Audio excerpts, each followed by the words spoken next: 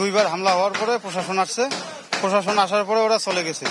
যাওয়ার পরে সারা রাত প্রশাসন, সেনাবাহিনী এবং পুলিশ পাহারায় ছিল। রংপুরের গঙ্গাচড়া উপজেলার আলদাতপুর ইউনিয়নের বালাপাড়া গ্রাম। এই গ্রামে এক কিশোরের বিরুদ্ধে ধর্ম অবমাননার অভিযোগ এনে মাইকে ঘোষণা দিয়ে মিছিল নিয়ে এসে হামলা ও ভাঙচুর করেছে একদল উত্তেজিত জনতা। বুধবার পুলিশ সদর দপ্তর জানিয়েছে, এ ঘটনায় এক ভুক্তভোগী মামলা করেছে থানায় হাজারের ওপর অজ্ঞাতনামা ব্যক্তির নামে এবং তার ভিত্তিতে 5 জনকে আটক করা হয়েছে। বিবিসি বাংলাকে স্থানীয় ইউনিয়ন জামায়াত ইসলামীর আমির জানিয়েছেন, সাধারণ মানুষ বিক্ষুব্ধ হয়ে হামলা করেছে এবং প্রাথমিক পর্যায়ে পুলিশ তাদের সামাল দিতে পারেনি। স্থানীয় প্রশাসন বলছে 26 জুলাই শনিবার এক কিশোরের বিরুদ্ধে ইসলামের নবী মোহাম্মদকে নিয়ে ফেসবুকে ব্যঙ্গ করে পোস্ট দেওয়ার অভিযোগ ওঠে। বিষয়টি নজরে আসার পর অভিযুক্ত ব্যক্তিকে পুলিশি হেফাজতে নেওয়া হয়। এরপরই একদল মানুষ মিছিল সহ তার বাড়ির দিকে যায় এবং স্লোগান দিয়ে তার বিচার দাবি করে। এরপর আরেকটি মিছিল আসে এবং সেই মিছিল থেকে ওই কিশোরের এক আত্মীয়ের বাড়িতে হামলার ঘটনা ঘটে। গভীর রাত পর্যন্ত চলে এই অবস্থা। রাত 2টোর দিকে তাদের সাথে কথাবার্তা বলে পরিস্থিতি নিয়ন্ত্রণে আনে উপজেলা প্রশাসন। কিছু শৃঙ্খল জনতা, তাদের কিছু দাবি ছিল যে 24 ঘন্টা হয়ে যাচ্ছে, ফাঁসি এখনো কার্যকর হয় নাই, তারা 24 ঘন্টার মধ্যেই ফাঁসি কার্যকর দেখতে চায়। এরকম কিছু অযৌক্তিক দাবি নিয়ে তারা মাঠে নামে।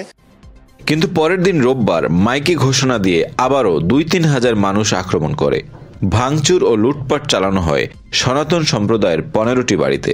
নষ্ট করা হয়েছে আশেপাশে থাকা তাদের আখের ক্ষেত। এখানে ধান চাল সব নিয়ে গেছে, জান যেটা পাইছে কারো পানি খাওয়ার গ্লাস পর্যন্ত নাই, ভাতনান্দা ডেকছি সব নিয়ে গেছে। উপজেলা প্রশাসন জানিয়েছে, হামলার প্রস্তুতি নিচ্ছে এমন খবর পেয়েই পুলিশের পক্ষ থেকে সেনাবাহিনীকে অবহিত করা হয়। এর মধ্যেই বেলা 3টার দিকে মিছিল সহ গিয়ে ওই এলাকায় ভাঙচুর ও লুটপাট করে উত্তেজিত জনতা। এ সময় কয়েকজন পুলিশ সদস্য আহত হয়েছেন।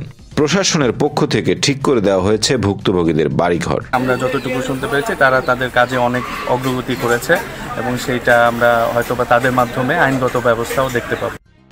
এই ঘটনার নিন্দা জানিয়েছে বাংলাদেশের কমিউনিস্ট পার্টি সিপিবি, রাষ্ট্র সংস্কার আন্দোলন, আইন ও সালিশ কেন্দ্র Ashok, human rights support society, HRSS, নারী পক্ষ ও বাংলাদেশ ছাত্র ফেডারেশন। এক বিবৃতিতে আইন ও সালিশ কেন্দ্র বলছে, এই ঘটনার দায় এড়ানোর সুযোগ নেই রাষ্ট্রের।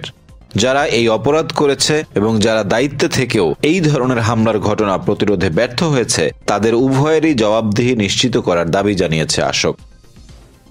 অন্যদিকে সিপিবি বলছে, একের পর এক সাম্প্রদায়িক হামলার ঘটনা ঘটলেও যথার্থ বিচার হয়নি একটিরও।